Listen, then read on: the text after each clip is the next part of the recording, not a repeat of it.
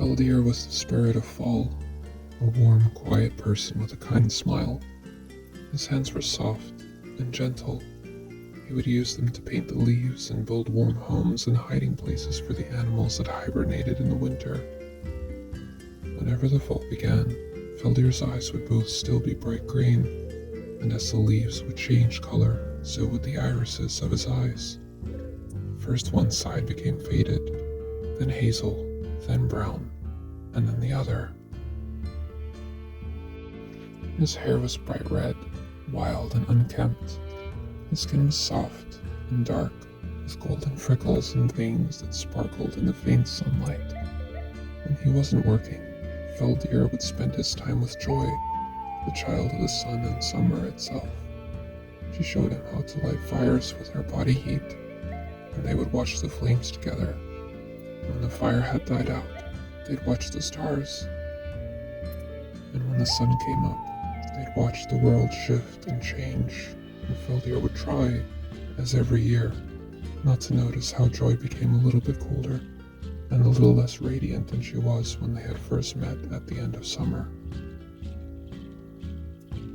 When she was still energetic enough, they would climb trees together and watch the sun set while sitting between the branches. When she started to get tired, he would lend her his paintbrush and watch her change the colors of the world. And when she became too weak, he would paint the leaves and the flowers for her and hold her until she faded away completely. They would meet again the next year, as they always did, but he'd still cry, and as his tears fell, so would the leaves of the trees.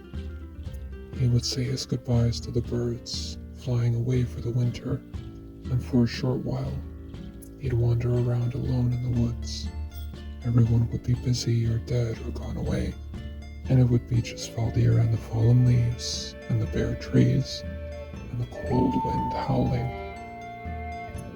And the world wouldn't be as vibrant anymore, and the last of the summer's warmth will have faded away. But before long, another person would make her appearance. A young child with hair as white as snow and skin as pale as death. At first, she was afraid of Feldir, but as the years went by and she saw him helping the animals and just being alone, touching the trees and mourning his losses, she no longer saw him as a threat. And he would hide as she tried to find him, and he would hold her hand while she slept and keep her safe, like an older brother, until her father arrived as well. He was the final sign that fall was over and that the winter had begun, and he would give Feldir a nod of approval and of thanks before laying his body down beneath a tree next to where he had put a tombstone for Joy.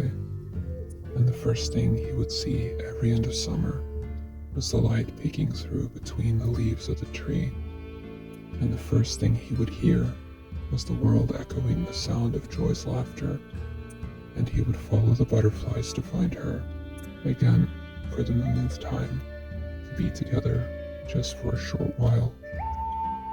And that is the story of Feldir, the spirit of fall. Thank you for listening and watching.